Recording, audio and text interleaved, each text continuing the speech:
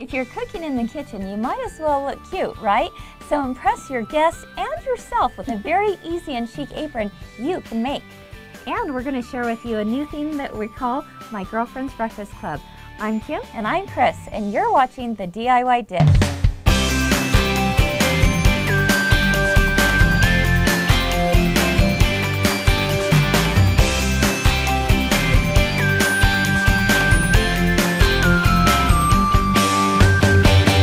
So we recently had the opportunity to be a columnist in a fantastic magazine called Where Women Cook. Now, you may be wondering, why would a craft and sewing show like ours be contributing to a cooking magazine? Well, we're excited to tell you why.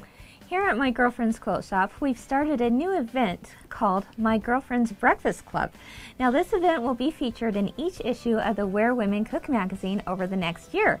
And what's exciting about it is that not only do we get to share favorite DIY projects, such as this fun apron we're going to be making today, but we also get to share some favorite recipes too. That's right. So we invite you to pick up a copy of the fall issue of Where Women Cook and find out how to make such things such as the breakfast salad. Delicious. Yes, the cinnamon rolls on a stick, and of course the apron that's also being featured.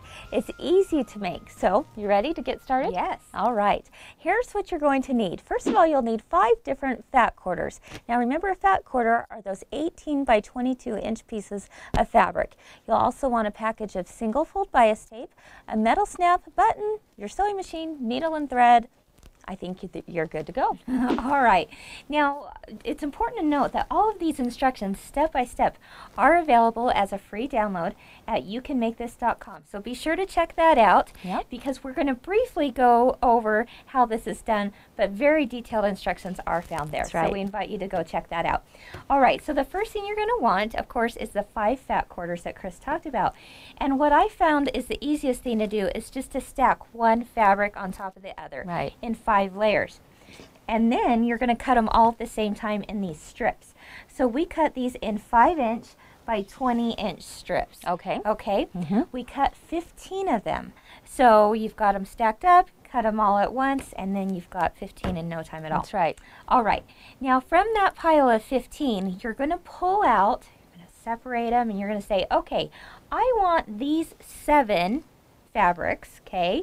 There's going to be a couple that are the same, right? All right. So I want these 7 fabrics to be the front panel of my apron. Okay. All right. So from there, choose any 7. Choose any 7 that you want. It doesn't matter which ones they are. You just pick, and here's what it can look like. Okay. So then we took this over to our sewing machine, and with a 1/4-inch seam, we sewed along the 20-inch length of each of these pieces, one next to the other. So see, you've got 7 here. Exactly. All right? Yep. Now, if you wanted to use more, make a longer or a wider apron, then feel free to use some of your extra strips. That's not a problem. Okay. But we started with 7. Okay. And then, of course, we want to press our seams to one side, just like we would do in quilting. Now, from that earlier pile of 15, you're now going to want to pull out 5 more strips. Okay. This actually becomes the band of your apron. Let's take a look here. Yeah, instead of sewing the length of them, we actually sewed the width here, the 5 inches across. The short end. The short end of each side, one after the other. And again, if you're just doing 5, then you've got one of each fabric, right? Okay. That's going to become your band and your apron ties. Now you're going to have a few strips left, and that's for the really fun embellishment part, which we'll get to a little bit later, but that is for the frayed flower embellishment that we all love so much here. Okay. Okay, so now you've got your front panel and you've got your waistband. It's pretty simple from here. You're going to love how easy this is. Now there is the option that if you would like to have a scalloped edge like we have in the magazine, then we used a special scallop edge tool for that. But again, it is optional. You don't need it. Having a straight edge along the bottom would look just as cute. Oh yeah. I promise. Now, by taking that single fold bias tape, just any color that coordinates with your fabrics, you're going to now sew that to 3 sides of your front panel. So you're going to sew along one side, along the bottom hem, and sew up the other side. You're going to leave the top edge undone, because that's, of course, where your ties are going to go. Yep, right? I see. Okay, that single fold bias tape, it's nice because it's going to give you a nice clean edge, and you don't have to worry about finishing it with a normal, typical hem. Yeah, right. Exactly.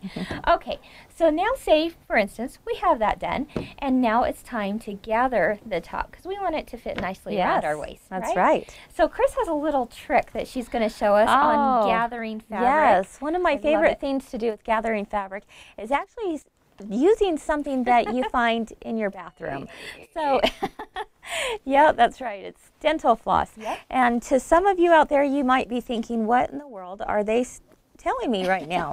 But this is a great handy little tool to not only have in your bathroom, but also in your sewing room. That's right. And let me show you why. Okay, I'm going to actually break off a piece, and I'm going to put it right along the top edge of my apron. This is where you want to gather your apron. Right. Okay. And then once I've lined it up along the top edge, I'm going to just kind of hold it in place with my fingers here. And I'm going to set my sewing machine so that I have it on the widest zigzag stitch available to me.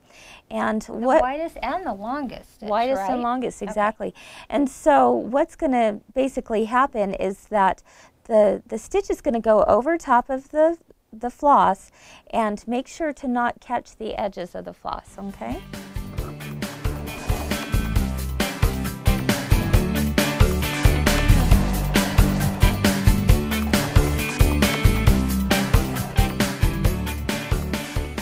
Okay, so now that I've gotten to the very end, this is the time that I'll take both ends of my floss.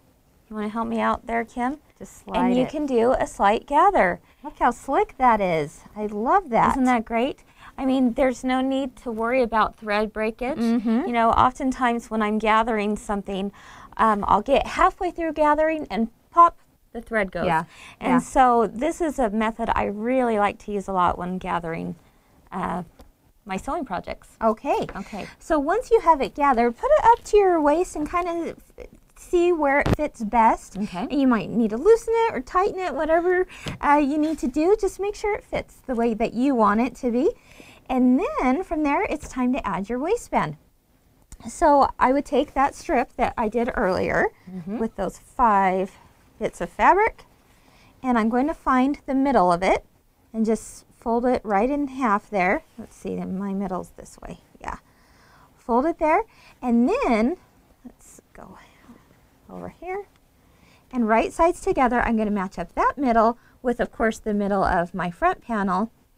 Right. And then take a straight pin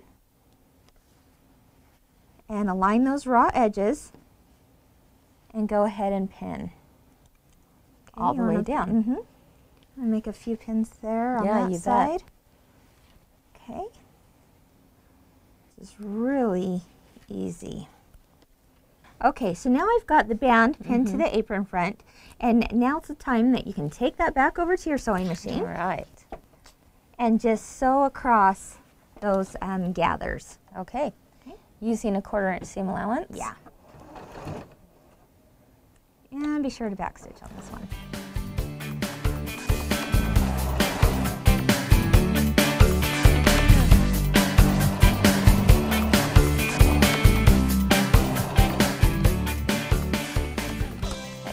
All right, so now it's sewn there, and you can go ahead and take a little seam ripper and go ahead and pull out those zigzag stitches and pull out the rest of that floss, and then you've got a really nicely gathered apron front. Okay, That's right.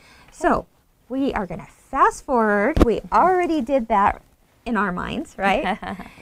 And now we need to go ahead and finish off the edges of this band. So we go to the ironing board, fold it over about 1/4 inch to a 1/2 inch on all sides, right there, and press, over here, and press, and then you're going to fold the 2 sides together down. I love it. At this point, You're you'll doing pin it all the way around. all the way around. And yeah, so when you get over here to where you had gathered it, this is actually going to cover that edge as well. Very nice. All right.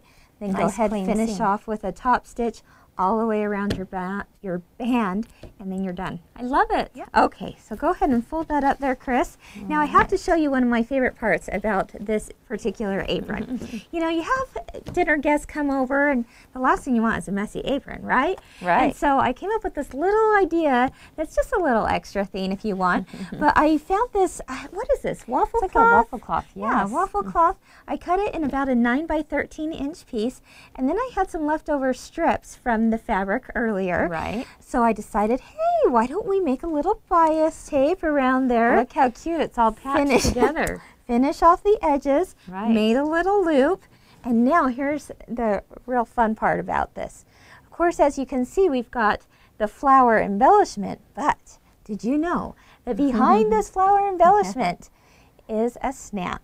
And then I take my little loop here, and while I'm making the dinner, or whatever it is I'm baking, wipe my hands. Yeah. But then you have a the nice looking doorbell. apron. That's right. The doorbell rings, and Yep. you say, "Oh, well, I've got to freshen up a little bit." So go ahead and take this part off. Of course, this now gets thrown in the washing machine, There you and go. then we can put our little flower embellishment on. And people will say, "Oh my goodness, you've cooked up a storm, but you don't even look like it." To close, we want to thank today's sponsor, YouCanMakeThis.com. Be sure to visit their site to download the printable instructions of this pattern for free. And if you're looking for fabrics for these aprons, we encourage you to visit your local fabric or quilt shop, or you can purchase kits online at mygirlfriendsquiltshop.com. Thank you for joining us today. We hope you felt that creativity was served. Bye-bye.